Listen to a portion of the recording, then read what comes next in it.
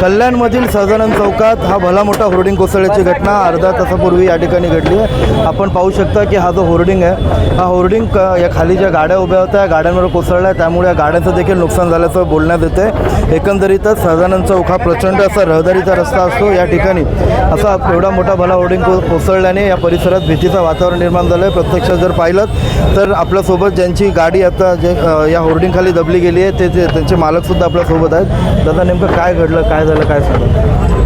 मी माझ्या पुतणीला बघायला खाजगी हॉस्पिटलमध्ये आलेलं असताना मी 2 मिनिटासाठी गाडी पार्किंग केली आणि आतमध्ये जात असताना जोरात होल्डिंग ह्या गाडीच्या याच्यावर पडलेलं आहे ना, गाडीच्या आतून अजून 4-5 बाईक आतमध्ये गाडीच्या ह्याच्यात अडकलेल्या, होल्डिंगच्या खाली अडकलेले आहे। नशीब माझे असे आहेत की मी गाडी हे करून आतमध्ये घुसतच होतो दवाखान्यात, तर ही घटना घडलेली आहे। किती जण जखमी असतील, किती गाड्यांचं नुकसान असेल? आता सध्या तरी 2 जखमी दाखवतात, पण आता आतमध्ये कोण आहेत अजून काही आम्हाला समजण्यात येत नाही। एकंदरीतच या होर्डिंगबाबत गेल्या अनेक दिवसांपासून महापालिकेकडे येथील स्थानिक नागरिक तक्रारी करतात, मात्र महापालिका प्रशासनाकडून अद्याप कोणतीही ठोस उपाययोजना करण्यात येत नाही आहे। हे होर्डिंग आज कोसळलं आहे। आपण या परिसरात जर पाहू शकता तर एकंदरीतच नागरिकांचा रोष या ठिकाणी दिसून येतो आहे। अनेक राजकीय पदाधिकारी, नागरिक या ठिकाणी जमलेत।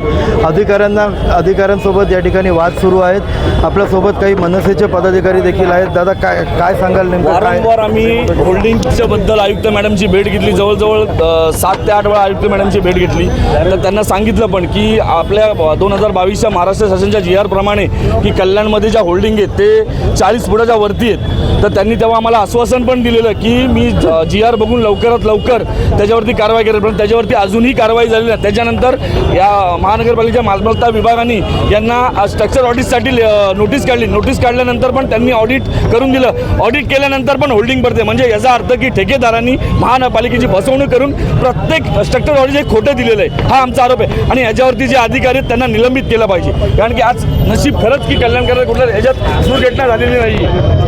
एकंदरीतच आपण या ठिकाणी पाहिलं की ही दुर्घटना घडल्यानंतर महापालिकेला आत्ता तरी शहाणपण येईल का हे पाहणं आता महत्त्वाचं ठरणार आहे। अभिजित देशमुख, साम TV, कल्याण। देश विदेशातील प्रत्येक घडामोडींचे लाईव्ह अपडेट मिळवण्यासाठी आता साम टीव्हीच्या सर्व सोशल मीडिया प्लॅटफॉर्मला लाईक, फॉलो आणि सबस्क्राईब करा। तसंच सर्व नोटिफिकेशनसाठी बेल आयकॉन प्रेस करायला विसरू नका।